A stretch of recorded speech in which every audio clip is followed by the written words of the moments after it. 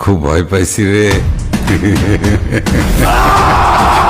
ঝড় তুলে এসেছে শাকিব খানের তুফানি টিজার। গত মঙ্গলবার আলফা আই চরকি ও এসবিএফ এর অফিসিয়াল সামাজিক যোগাযোগ মাধ্যমে প্রকাশিত হয় রায়হান রাফির তুফান ছবির এক ঝলক।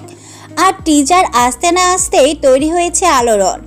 শাকিবের তুফান ছড়িয়ে পড়েছে বাংলার আনাচে কানাচে।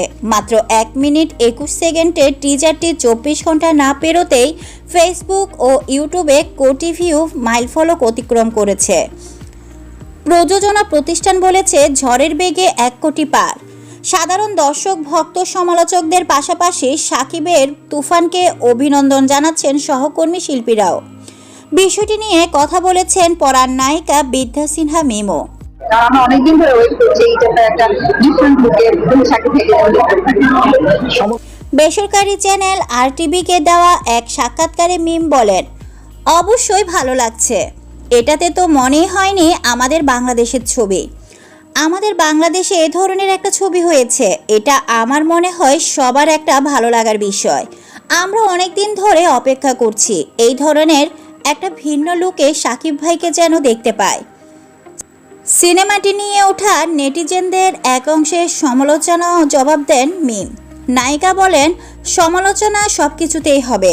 যারা সমালোচনা করে তারা আসলে ততটুকুই পারে। ঘরে বসে ফেসবুকে 2-3টা কমেন্ট সবাই লিখতে পারে। যে ভালো কাজ করবে তাকে নিয়েই সমালোচনা হবে। এটা খুবই স্বাভাবিক বিষয়, তাই গুরুত্ব দেয় না। নিজের কাজ প্রসঙ্গে অভিনেত্রীর ভাষ্য, আমি 2টো ছবির গল্প নির্ধারণ করেছি।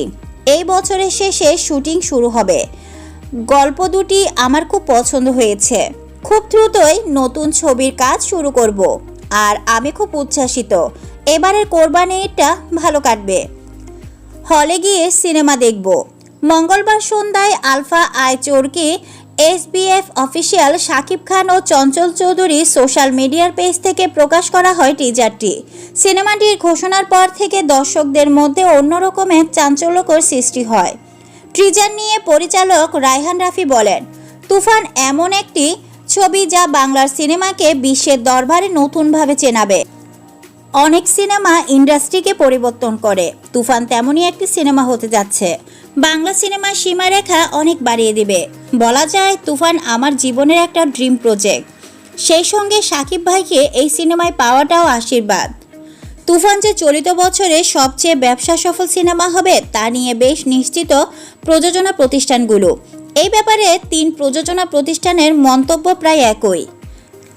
এসবিএফ এর পরিচালক ও সহ-প্রতিষ্ঠাতা Mahendra Soni, Alpha I studios লিমিটেডের ব্যবস্থাপনা পরিচালক শাহরিয়ার শাকিল ও চরকির প্রধান নির্বাহী কর্মকর্তা রেদওয়ান রনি বলেন, তারা বেশ আনন্দিত সিনেমার টিজার ও কাজ নিয়ে। প্রযোজনা প্রতিষ্ঠানগুলোর ভাষ্য, বড় পর্দা মানে শাকিব খান। এই ঈদেও প্রেক্ষাগৃহে ঝড় তুলবেন তিনি।